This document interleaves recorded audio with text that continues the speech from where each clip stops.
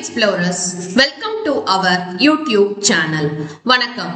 இன்னைக்கு நம்ம பார்க்க போறது புதுப்பிக்கப்பட்ட அருள்மிகு ஸ்ரீ நவசக்தி விநாயகர், அருள்மிகு அகிலாண்டேஸ்வரி உடனமர் ஸ்ரீ அகஸ்தீஸ்வரர், அருள்மிகு ஸ்ரீதேவி பூதேவி சமேத வெங்கடேச பெருமாள் திருக்கோவில், வேலப்பன் நகர், கோவை. அமைவிடம்: இந்த கோவில் கோயம்புத்தூர் மாவட்டம் பீளமேடு பகுதியில் வேலப்பன் நகரில் அமைந்துள்ளது. லொகேஷன் இந்த வீடியோவோட டிஸ்கிரிப்ஷன்ல இருக்குது.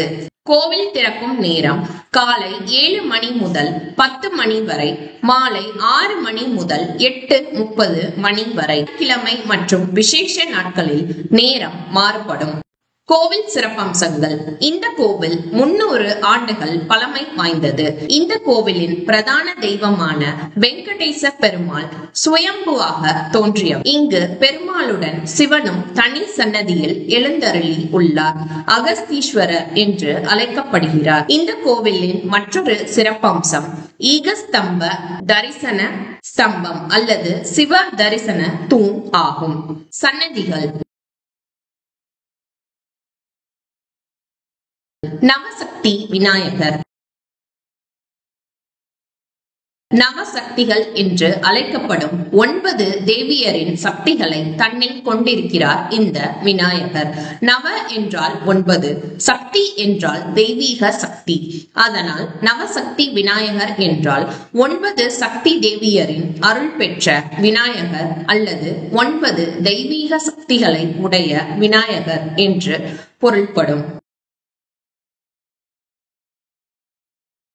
ஸ்ரீ துர்க்கை, ஸ்ரீ கன்னிமூல கணபதி,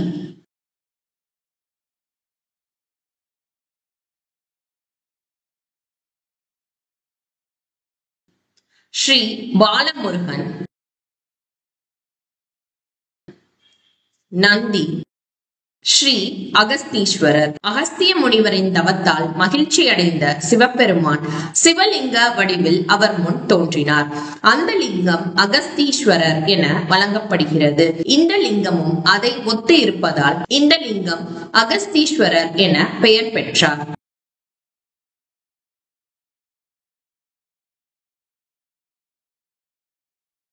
ஸ்ரீ அகிலாண்டேஸ்வரி. இது பார்வதி தேவியின் சக்தி வாய்ந்த வடிவம்.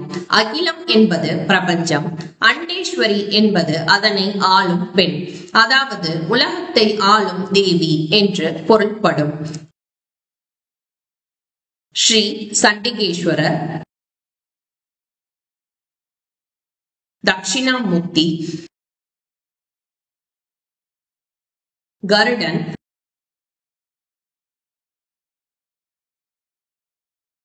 ஸ்ரீதேவி பூதேவி சமேத வெங்கடேச பெருமாள்.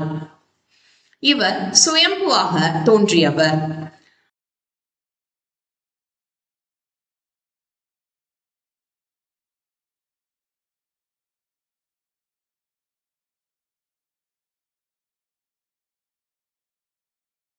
ஆஞ்சநேயர்,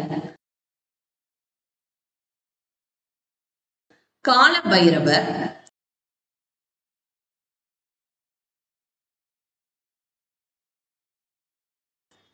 நவக்கிரகங்கள்.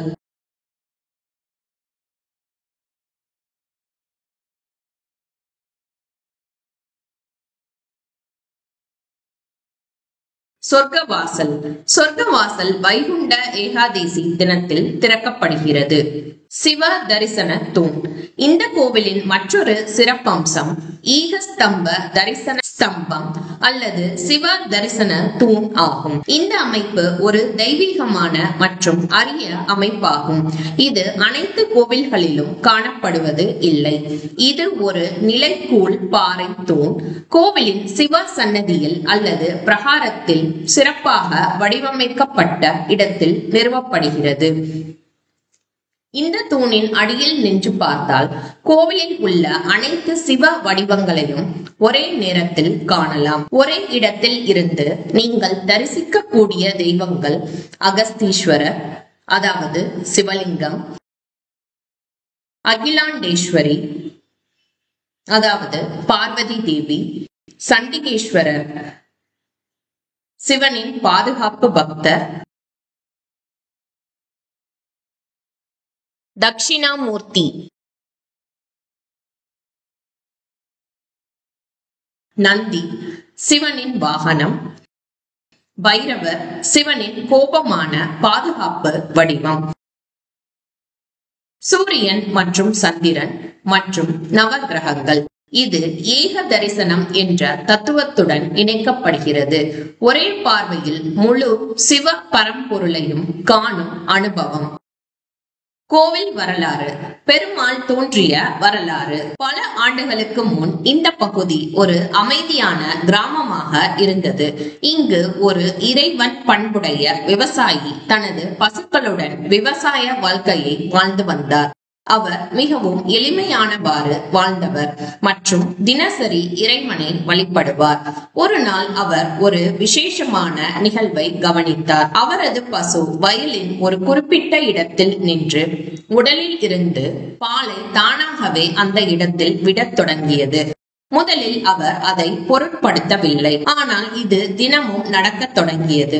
பசு அமைதியாக நின்று பாலை அவ்விடத்தில் விட்டுவிட்டு அமைதியாக விலகி நடந்து சென்றுவிடும். ஒரு இரவில் அந்த விவசாயியின் கனவில் ஒரு ஒளிமிக்க உருவம் தோன்றி கூறியது, அந்த இடத்தில் நான் இருக்கிறேன். அங்கே நான் வாழைப்பூ வடிவில் இருக்கிறேன். என்னை வெளியே எடுத்து வழிபடுங்கள்.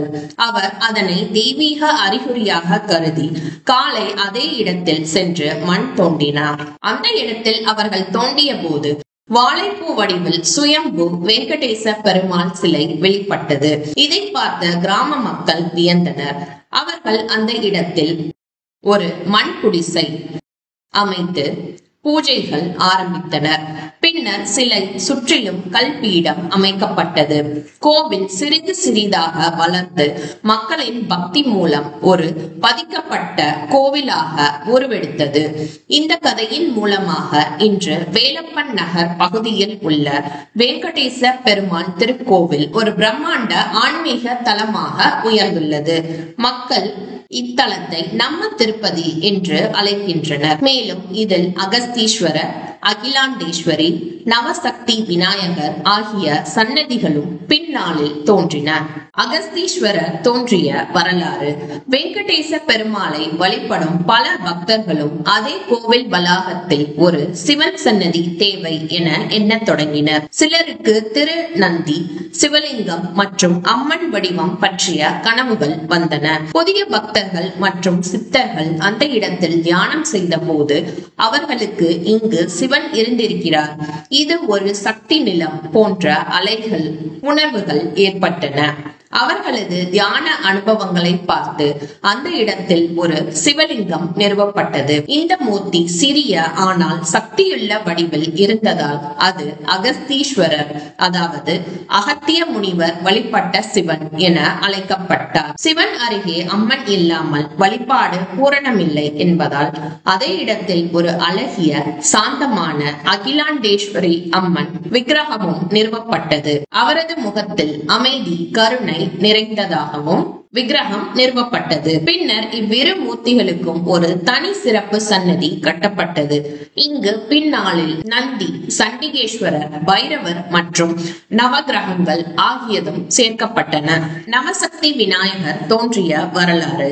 வெங்கடேச பெருமாள் கோவிலில் தினமும் வருகின்ற பக்தர்கள் தொடர் தடைகள், குடும்ப சங்கடங்கள், மன அமைதி பற்றிய பிரச்சனைகள் குறித்து வழிபட்டனர். அவர்களில் பெரும்பாலானவர்கள் முதலில் விநாயகரை தரிசிக்க வேண்டும் என்ற எண்ணத்தோடு வந்தார்கள். அந்த கோவிலின் ஒரு பக்கத்தில் பழமையான விநாயகர் விக்கிரகம் ஒன்று இருந்தது. அது முழுமையாக ஸ்தாபிக்கப்படவில்லை. ஆனாலும் பக்தர்கள் அசாதாரண அறிகுறிகளை அந்த விநாயகர் அருகில் கவனிக்க தொடங்கினர். பூஜை எதுவும் நடக்காத போதும் விநாயகர் சிலைக்கு அருகில் பூக்கள் நறுமணம் வீசும் மற்றும் கற்பூர புகை தென்படும். துர்கா, லக்ஷ்மி, சரஸ்வதி ஆகியோர் விநாயகர் வடிவில் தோன்றியதாக பலர் கனவு கண்டனர். இந்த தொடர்ச்சியான ஆன்மீக அடையாளங்கள் பெரியவர்களையும் குருக்களையும் ஆகம நிபுணர்களுடன் கலந்தாலோசிக்க வைத்தன. ஆன்மீக ஆலோசனை மற்றும் தெய்வீக அனுபவங்கள் மூலம் இது சாதாரண விநாயகர் அல்ல, ஆனால் 9 சக்திகளை, அதாவது நவசக்தி துர்கா, லக்ஷ்மி, சரஸ்வதி, காளி, சாமுண்டி, வராகி, மகேஸ்வரி, வைஷ்ணவி மற்றும் பிராமி அவர்களின் சக்தியை உள்ளடக்கிய ஒரு வடிவம் என்பது தெரிய வந்தது. விநாயகருக்கு அதிகாரப்பூர்வமாக நவசக்தி விநாயகர் என்று பெயரிடப்பட்டு அவருக்கு ஒரு தனி சன்னதி அமைக்கப்பட்டது. வழிபாடு. ஸ்ரீதேவி பூதேவி சமேத வெங்கடேச பெருமாளுக்கு திருமாங்கல்யம் சமர்ப்பித்து வழிபட்டால் திருமண தடை உடனடியாக நீங்கும் என்பது நம்பிக்கை. இந்த கோவிலுக்கு வந்து பெருமாளை தரிசித்து திருமாங்கல்யம் சமர்ப்பித்து உடனடியாக திருமணம் கைகூடியதாக இங்கு வரும் பல பக்தர்கள் கூறுகின்றனர். பெருமாளின் திருக்கல்யாண உற்சவமும் சிறப்பு வாய்ந்தது ஆகும். இந்த பெருமாளை வழிபட்டால் திருமண தடை நீங்கும், குழந்தை பாக்கியம் கிட்டும். அது மட்டுமல்லாமல் நியாயமான கோரிக்கைகள் அனைத்தும் நிறைவேறும். இங்குள்ள அகஸ்தீஸ்வரரை வழிபட்டால் ஞானம் மற்றும் மன அமைதி, ஆரோக்கியம் மற்றும் ஆயுள் மற்றும் திருமணத்தில் நிலைத்தன்மை கிடைக்கும். அகிலாண்டேஸ்வரி அம்மனை வழிபடுவதால் தீய சக்திகள் அகலும், மன அமைதி, துணிச்சல், குடும்ப ஒற்றுமை, திருமண தோஷங்கள் நீங்கும். சிவ தரிசன தூணில் நின்று ஓம் நம சிவாய என ஜபம் செய்வதால் ஆன்மீக சக்தி பல மடங்காக பெருகும் என நம்பப்படுகிறது. சிவ அஷ்டோத்திரமும் கூறுகிறார்கள்.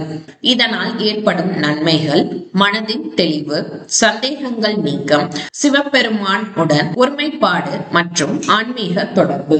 இந்த கோவில நீங்களும் போய் பாருங்க. லொகேஷன் இந்த வீடியோவோட டிஸ்கிரிப்ஷன்ல இருக்குது. Thank you for watching this video. Stay tuned and subscribe this channel for more Dheera videos and travel vlogs. Bye.